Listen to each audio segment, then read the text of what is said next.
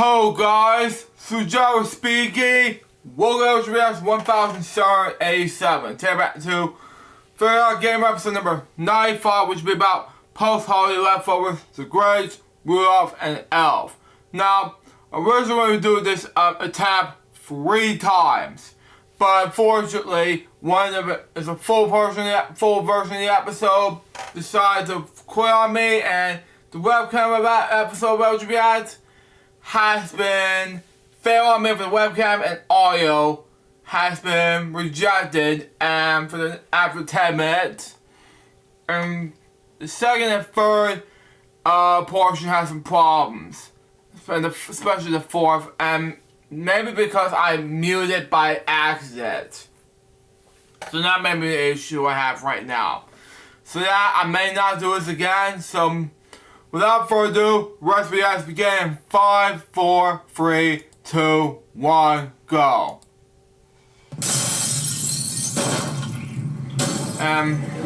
You may realize my voice, my tongue's sticking out because I'm in good health. I'm almost better just because of what happened last Wednesday. But, you know, I just need to get some rest, you know. What's going to go on in the past few days, you know, just what's going on next. Anyway, let's move on.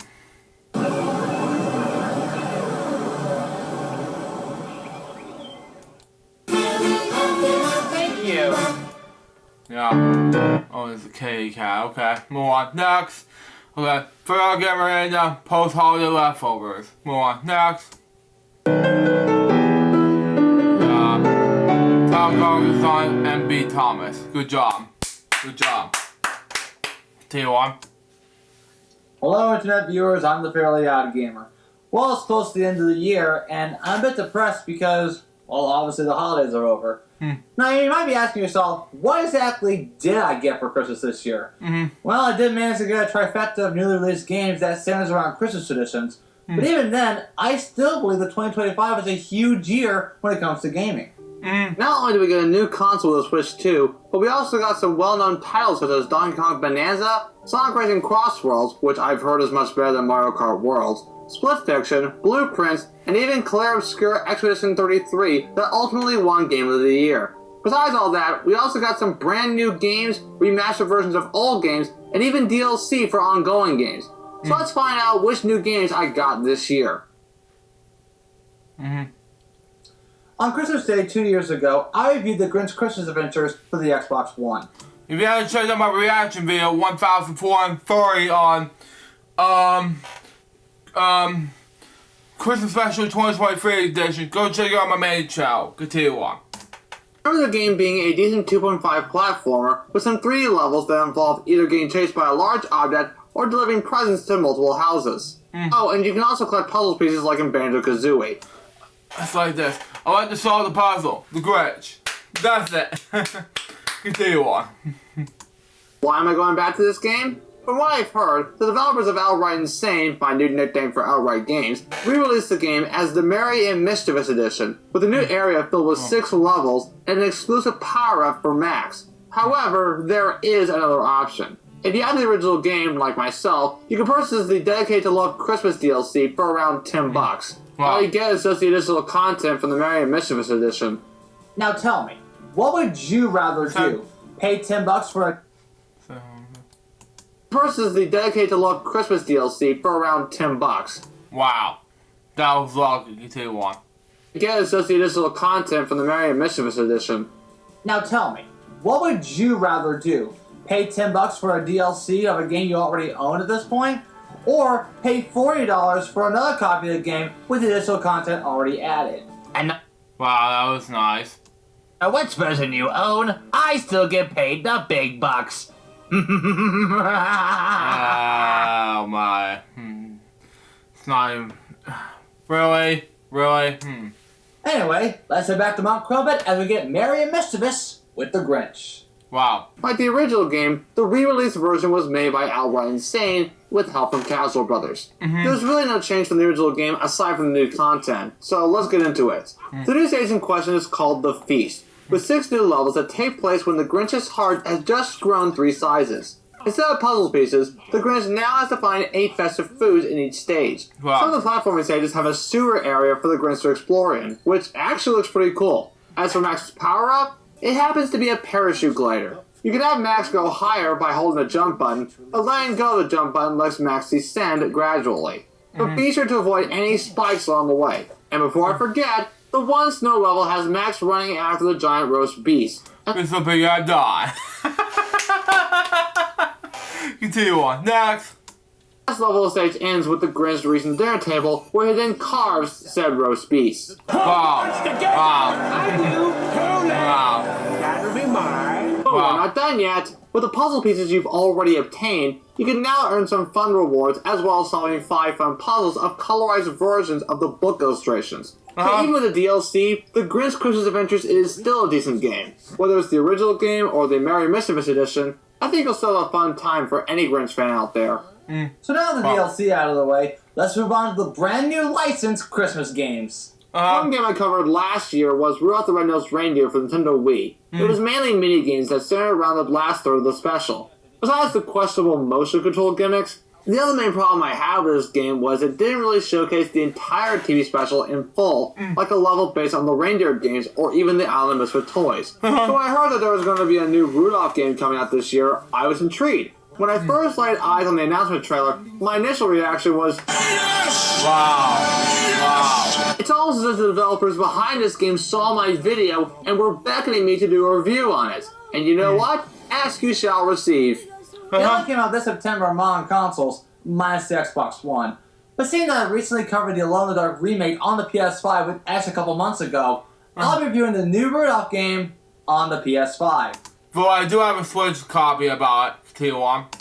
Is this game better or worse than the game on the Wii? Let's find out. Mr. and Mrs. America and all sorts of senior, let's go to the press. A heavy snowstorm is currently approaching, and we heavily advise everyone to stay in their homes at all times. Wow. Meanwhile, at the North Pole, we first meet Sam the Talking Snowman. Oh hey, we actually get to play as said snowman. So unlike the Wii version, which only contains minigames, it's a full-on 3D open adventure platformer. You rotate the camera with the right control stick, move with the left control stick, while holding it makes you run faster, X to jump, and even double jump by pressing X twice, and circle to interact with any object or characters like Christmas seals. As he approaches Santa's castle, he then tells the story of a certain reindeer we all know and love. You know, Dasher and Dancer and Prancer and Vixen, Comet and Cupid and Donner and Blitzen. Yeah. Yes? But do you recall the most famous reindeer of all? Of course I do. With this title card. Wow. You see, the game was published by Game Mint Entertainment and was developed by Headless Chicken Games, a company that also developed Neo Sprint and even co-developed games such as G.I. Joe Operation Blackout and even Nickelodeon All-Star Brawl. I'm not joking about the Wow. last one. If you've seen the TV special, you probably know what happens now. Rudolph is born with a shiny red nose, catching the eyes of his parents as well as Santa. Wow. However, for the rest of the game, he will only Santa. have a red nose, catching the eyes of his parents as well as Santa. However, for the rest of the game, you'll only be playing as Rudolph. Aw man, I wanted to play more as Sam the Snowman.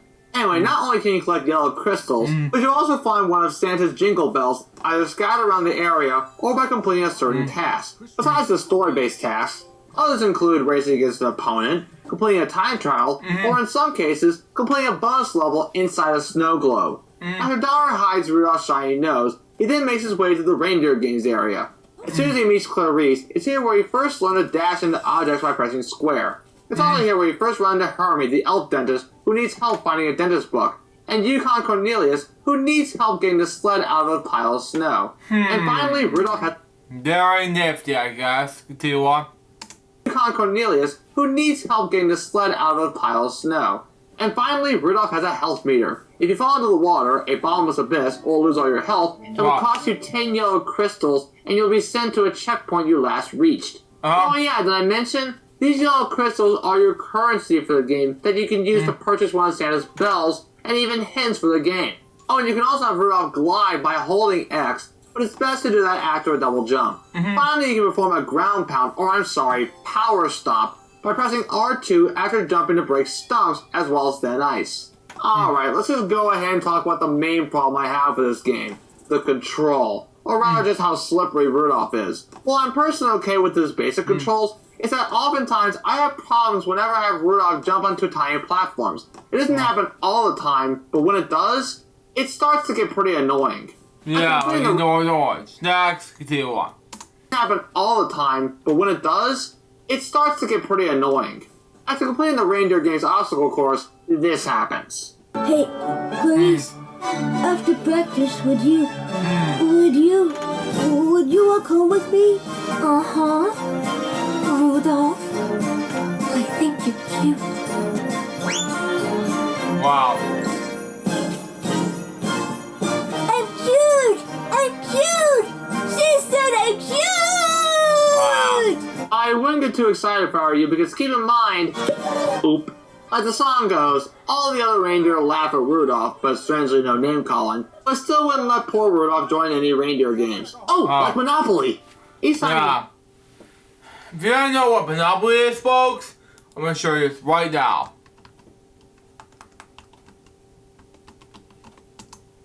Let me see. This is what it looks like. It's a multiplayer, comics-based board game. In this game, players roll 2 dice or 1 extra special red dot, depending on the game, to move around the game board, buying and trading from properties and developing them with houses and hotels. Players collect rent from their opponents and aim to drive them into bankruptcy, something like that. Money can also be gained or lost through shares and something else, sorry. Anyway. Community chest, cards, and tax squares. Players receive a salary every time they pass goals, something like that. And they can end up in jail, something like that. Which they cannot move until they have met one of the 3 conditions, something like that. House rules, hundreds of different conditions, many spin-offs, and may exist, something like that. Now, when it first came out in 1945, over 91 years ago, something like that, and it was developed by Parker Brothers. Now, it's basically the TV game as well, created by Merv Griffin, 1990. So, let me show you 2 different game shows, okay? Now, there's other game shows later than that as well. So, if you want to there's one besides the Merv Griffin one, but here's an example, okay? Monopoly Millionaires Club. So let's see what we got. It's a game show from 1990, from June 16th to December 1st, 1990, created by Merv Griffin, written by Sharon Charlotte Jones, and directed by Kevin McCarthy, who's presented best known for Wheel of Fortune Jeopardy, and presented by Mike Rowley, and stars 3 people, Kathy Davis, Kathy Jarvis, and Michelle Nicholas. And it was announcer the late Charlie O'Donnell, who in one pilot episode was hosted by the late Peter Tomarken. Is there following Super Jeopardy for 12 Saturday nights. So September 1st, 1990. So if you don't know what Super Jeopardy is, folks, well, Super Jeopardy is best known for $250,000 core to our match tournament, something like that. Anyway, I'll tell you what it was. It was a $250 million challenge. So that was it. So there you go. And then another game show references is, folks, is that a Monopoly game show was in 2000 and in Monopoly Millionaires Club. This one came out in 2015 of March 28th. So hosted by stand-up comedian and actor Billy Graham. Now, best known as well as police officer Mike Biggs, and the sitcom Mike and Molly. Now, it was basically eventually based on a unsuccessful drawing game in the same name. that was Korean's Monopoly Association, MOUSO for short, using a Monopoly board game, brand under the license by Hasbro.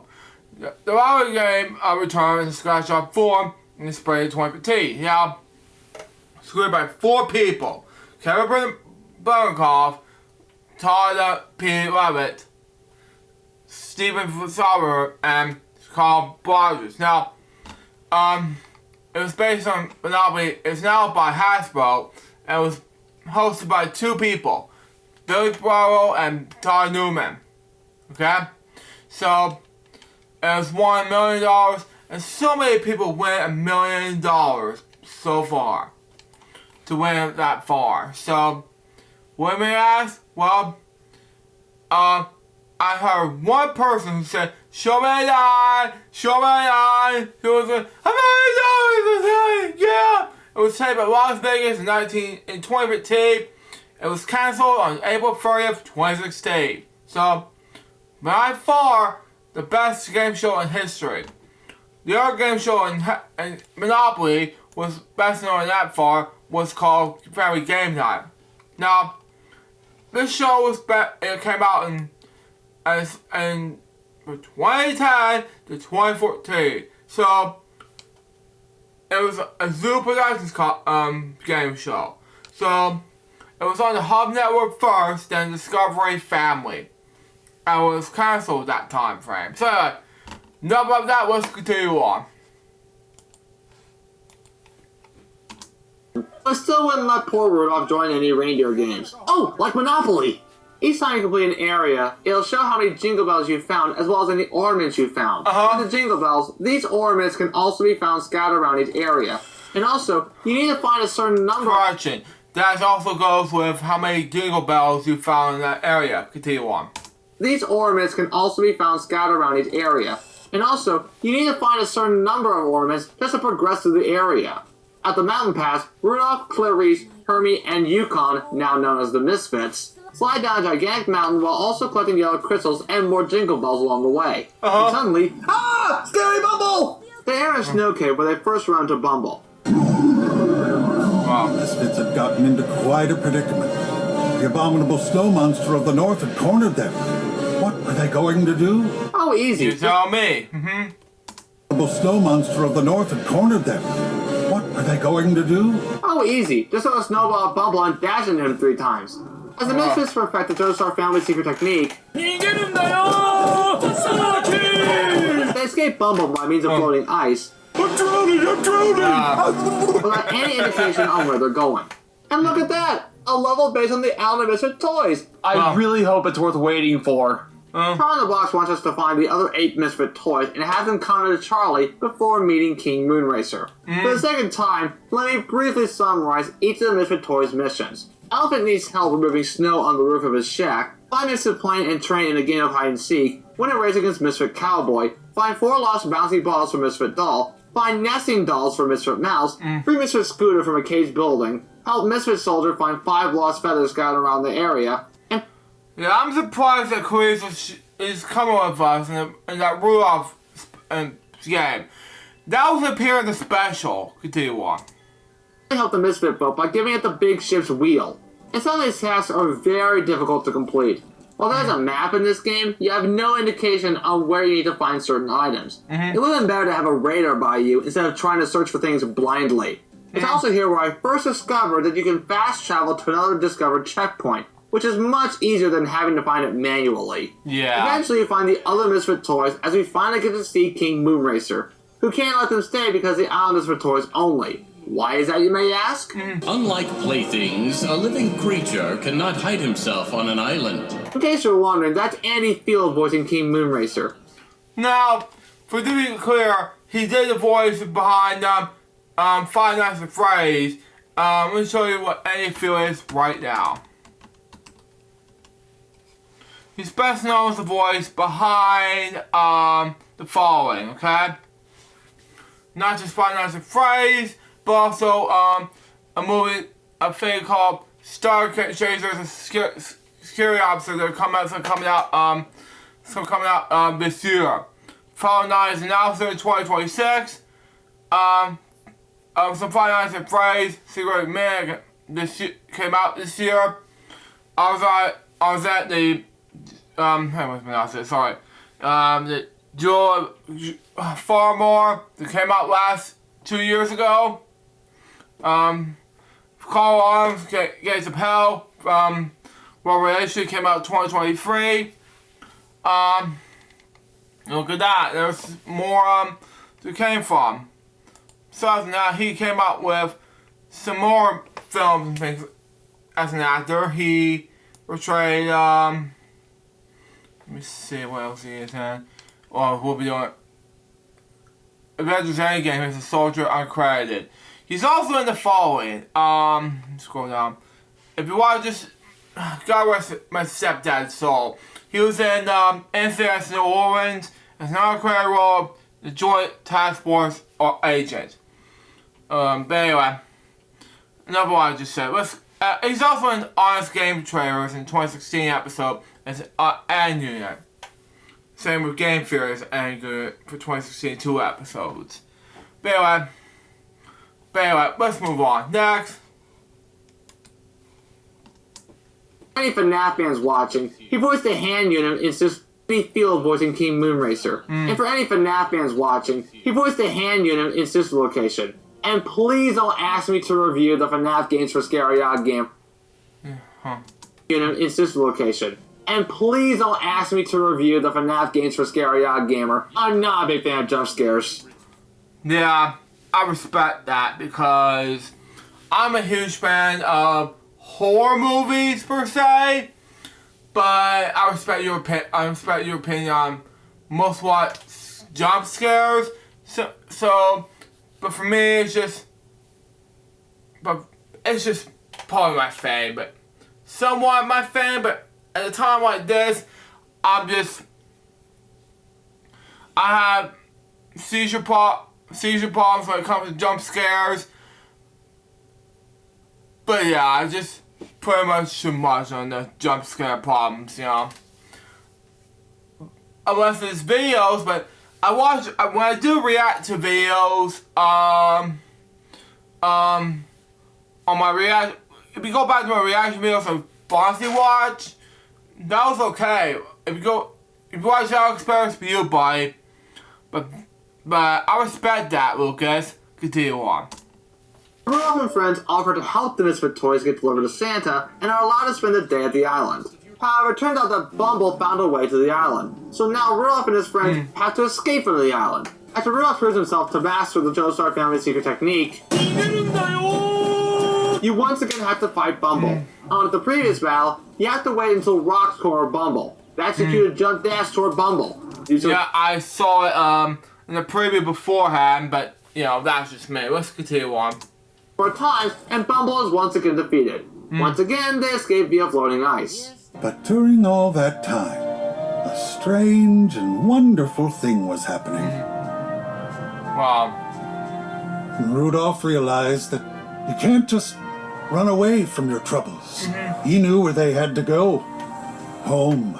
He ended back home only to hear that Rudolph's parents have been gone for months looking for Rudolph. And it's up to Rudolph and his friends to find them. Suddenly, snowstorm. And only 2 days before Christmas Eve. Wow.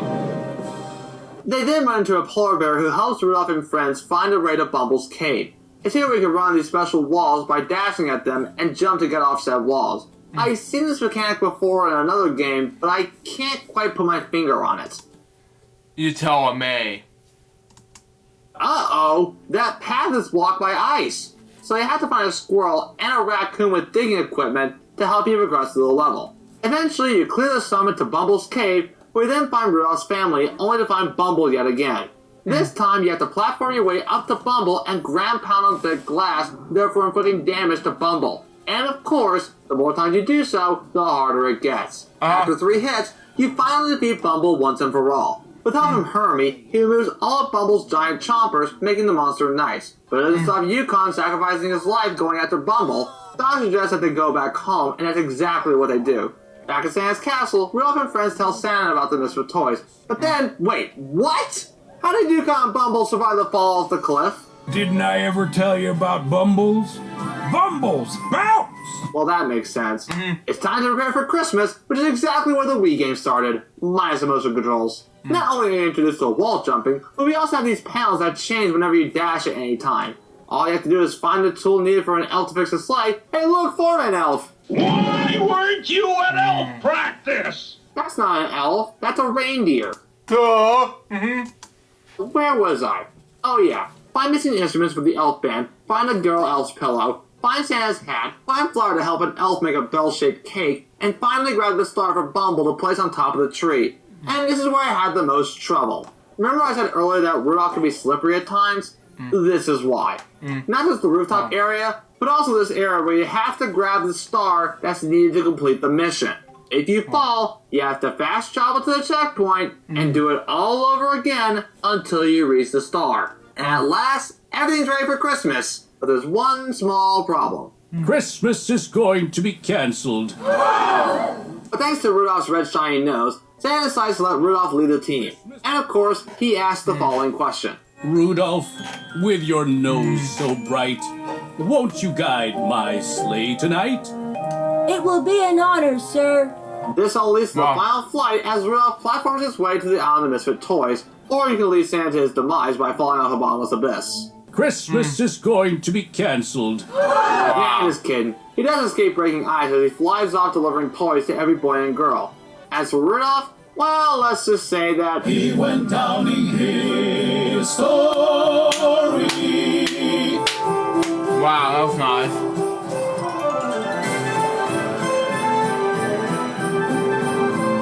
That was nice.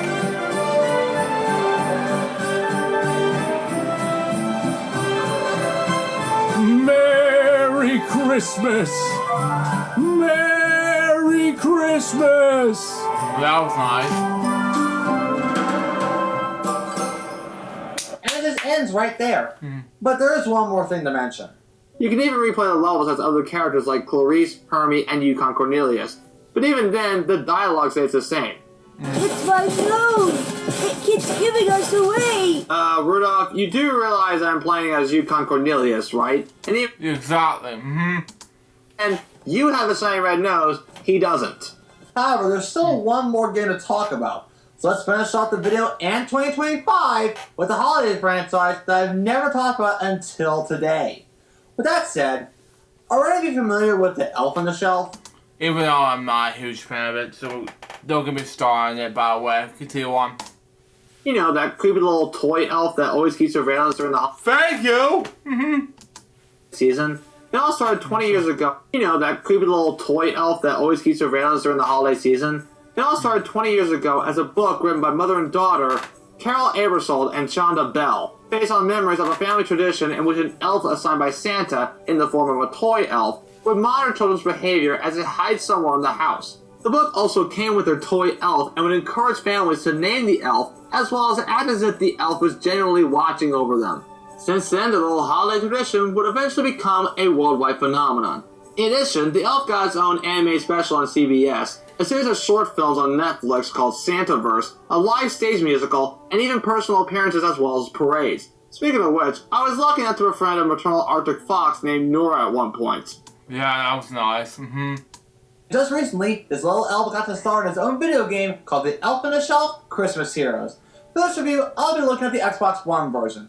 Jeez, why does Rudolph always get the sore star when it comes to the Xbox One? But anyway, is this game any good? Let's find out. Like the Grinch Christmas Adventures, the game was also made by Outright Insane as well as Casual Brothers. Santa needs our help because the North Pole is running low on Christmas spirit. Without it, Santa's sleigh won't be able to fly on Christmas Eve. And what's the first thing you do? Customize your Scout Elf, of course. As you begin Scout Elf training, you're given the task to reach a certain spot while also collecting as much Christmas spirit as possible. How would Coach Jim Dandy put it? Let Scout Elf training commence! Well, that seems simple enough. I'm sure this game won't be the same as the Grinch game. It's the same as the Grinch game, but with Scout Elves. Okay, not exactly. I'm sure this game won't be the same as the Grinch game. It's the same as the Grinch game, but with Scout Elves. Okay, not exactly the same, but it still feels similar. Like the Grinch, the controls are about the same, and you can even jump on obstacles. But unlike the Grinch, this game has no health bar. Anytime you take damage, you lose a bit of Christmas spirit you gathered. When that happens, you have to go back and gather whichever Christmas spirit you dropped. In addition, this game has enchanted doors that hold mini-games that you have to complete under a time limit in order to collect a golden heart charm. And there's only 3 to collect in each level, sort of like puzzle pieces from the Grinch. The minigames include running through a maze, sorting Christmas ornaments, matching cards, and solving a puzzle that also plays a small clip from the Santaverse series. Each level ends whenever you reach a sparkling mistletoe and your elf performs a certain pose. In addition, the game lets you know how many golden heart charms and Christmas spirit you have managed to obtain throughout the level. Additionally, your elf can swing on hanging ornaments like a vine, double jump over obstacles, and even dash forward. By the way, is it just me, or does this game give me Clockwork Knight vibes? Once training is done, you can customize the look of your scout elf by giving it clothes, facial features, and even naming it. Yeah, sprinkles... Blowing it, yeah, Buffering. Continue on. Yeah, oh, I can do better than that. How about Frostini Frostino, Jingle Jungle Boots, Cinnamon Cruncher, brought to you by Cinnamon Toast Crunch. Did you see? Continue on. Here we go. Captain Fancy Pants. Wow, continue on. Perfect. Oh look, you can even make your scout elf a furry. Aha! Now that's what I call fancy pants. My scout elf is the captain of Fancy Pants Industries. You can also change your outfits, but why would I do that? I like him just the way he is. On to the next area, your family's home. Just like before, collect more Christmas spirits, play more minigames, avoid or remove any obstacles, and make it to the sparkling mistletoe. The house involves the living room, both sisters' bedrooms, the kitchen, the dining room, the backyard, and the TV room. Hey look, there's Noah right there! My maternal friend is in this game! It's also here where you can obtain a peppermint grappling hook, allowing you to grapple onto an ornament by jumping onto it. Oh, and you can also throw snowballs at obstacles to freeze them. You know who else did that? Oh yeah, the Grinch. Stand these who's, not one little bit! There were also 1 or 2 times in which the game would crash due to lagging. Though you can't see it here, it mainly happened while I was recording footage for the video. But even then, this is the Xbox One, not a PC. Yeah, thank you. The video. But even then, this is the Xbox One, not a PC. There are also levels in which your elf flies around the city collecting more spirit along the way. Though people don't see it, Scout Elves fly back to the North Pole every night to make their reports. In these levels, you use the left analog stick to move left, right, up, down, all around. However, these levels have no enchanted doors, which means no minigames. So how do I gain more golden heart charms? By collecting as much Christmas spirit as possible. The more Christmas spirit you obtain, the more golden heart charms you get. And doing so earns you a boost.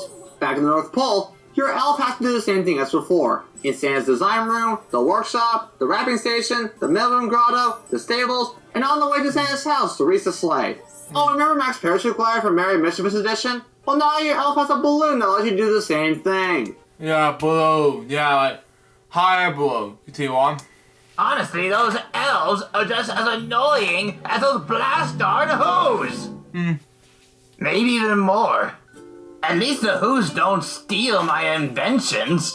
Actually, the Grinch does have a good point. Yes. Also, wouldn't it be better just to have the elf use any power-up at will rather than just using one power-up at a time? If the Grinch could do it, then why couldn't this elf? The developers were clearly capable of doing that, but who knows? Maybe this guy will also have DLC in a couple of years. And starting with the stables, your elf now has to avoid animatronic snowmen. I knew I had a sneaky suspicion about them. After one final flying level, we see Santa's magic mirror bursting with Christmas spirit. So much so that Santa's sleigh will be able to fly this Christmas Eve. The end. After playing all these new games, what are my overall thoughts on them? It's pretty hard to explain. Having a video game tie into a well-known franchise is a hard thing to get right. The Grinch DLC is okay, but it's still the same game regardless of which version you own. The Elf on the Shelf game is pretty much the Grinch game but with elves instead of the Grinch. It feels about the same as the Grinch, even with the minor differences, so there's really not much to talk about. So that mainly leaves Rudolph. First off, I want to thank Gaming Entertainment for giving me a Rudolph game that I asked for. However, there are still some major flaws with it. For starters, some of the levels look a bit empty to me, like the snow mountains and the first North Pole levels. I actually like the island and the castle areas, minus a few slippery hiccups here and there. And speaking of which, Rudolph being slippery is my main issue with the game in terms of overall gameplay. If the game is similar to Santa Claus is Coming to Town for the Wii, minus the motion controls, then I'd be okay with that. I get the idea of having it be a full 3D collectathon platformer, but there are some things that are a bit off. For one, the map. It's good, but it would have been nice to have it show more where each item is in order to complete objectives, rather than trying to find them blindly. I even had to look up a YouTube video just to find some of them. But when it comes to comparing this game from the Wii, I actually like the newer game more. And don't get me wrong, there are issues with the new version that I can't stand, but it gave me almost everything I wanted for a Rudolph game that the Wii version didn't. Overall, these games are okay, but it's really not worth spending your time on.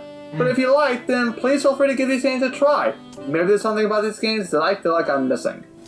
Exactly, because, I mean, there's something you should give this a shot, you know? Some of the games, not all of them, but we'll see what happens. Continue on. It shows me that anyone can make a video game that ties in with memorable franchises, but they can only be good if they're done right.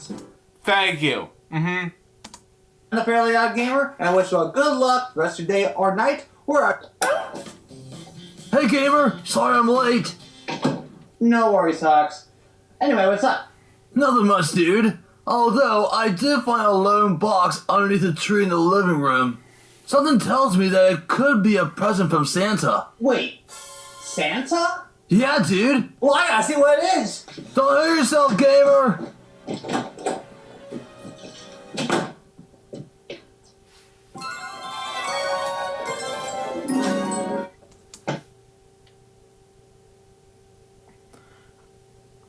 You figure what I think it is? I mean, I saw it once before, and I mean, and I was telling him, I had the Switch 2 beforehand, but oh man, I'm almost spoiled. But I had this before, but for this past Christmas of this year, but hope he's gonna get this open. So there you go. Let's continue on.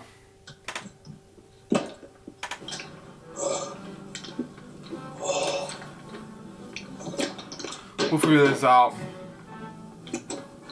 What could it be, though? I don't know, dude. We'll figure this out.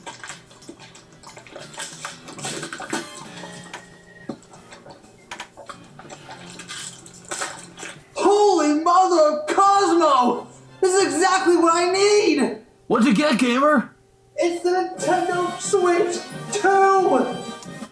Now, you and I have a same console this past Christmas, and let me tell you something. I have the same console you and I have this past Christmas, but with the I have this different box.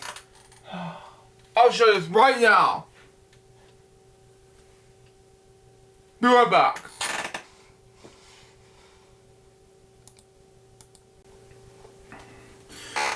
Bad folks, sorry about that. I just have to get everything situated right here, but this is what I have for Christmas this past Christmas. That's what I was going to tell Lucas about. Nintendo Switch 2, followed by the accessories that go with Nintendo Switch 2. Powered by joy, feel, fun, keep playing. So, accessory ball for Nintendo Switch 2. Bam! So, I have this Christmas Day 2025, and I'm like, wow, you are lucky. So that we both have a Nintendo Switch 2. So probably Lucas watching. So let's cool it off. Dude, that's most excellent! I'm so proud of you, gamer. Thanks, Hawks. Merry belated Christmas. You too, buddy. And I recently reached 4,000 subscribers on my YouTube channel. I'm the Fairly Odd Gamer, and I wish you all good luck the rest of your day or night, wherever you are. Take care, and Happy New Year, everyone! Good job. Maybe I should steal Christmas from these Scout Elves instead. Oh, hello, Grinch here. Be sure to support the channel whether on YouTube or Patreon like Luke Jeffers, Scuba Tentacles 1997, Sonic the Hedgehog, Johnny Gallagher, and Big Money 2112. Thank you. So that was Fairly Odd Gamer, episode 95, post-holiday leftovers, Grinch, Rudolph, and Elf. The ending was amazing, and overall, yeah, the whole video was amazing. So far, this video was a success. Anyways, guys, that was LJPCBM 1787. Hope you enjoy it. There's going to be a brand new episode of LJPCBM 1788, which will be about, not sure what it'll be about yet, we'll see what happens.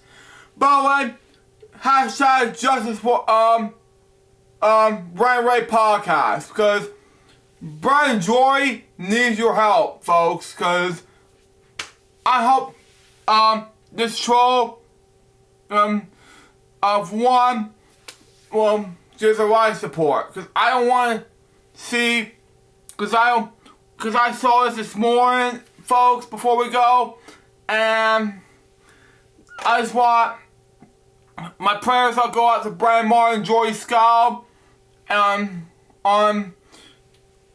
getting their channels back, you know, and, let's do this for Brian and Joy. So, if we do this, then hope Brian Ray Podcast will be back on YouTube. So, if not, I'm putting this Brian Ray Podcast scrap from LJPCBM, and we're hoping, and instead they'll be on Facebook group, because I'm not gonna explain why. This is a, but anyway, so I'm praying for Brian Joy, so at this point, but anyway, but use the hashtag JustForRNR, use the hashtag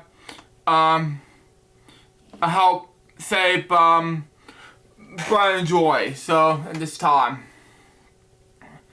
And as of right now, my health is getting better, so I need to pray and thank God that I'm better now. So I need to, my tongue twist is getting better now, and I need to get some rest.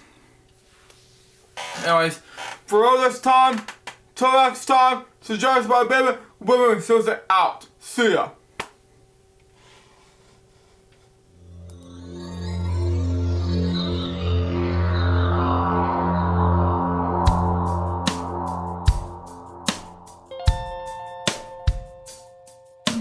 Given unto me this life I'll never take for granted, and given all the time I failed to really understand it, I never sought to meet the maker of reality, the one who gave the life that which is always happening, but I tried all the time.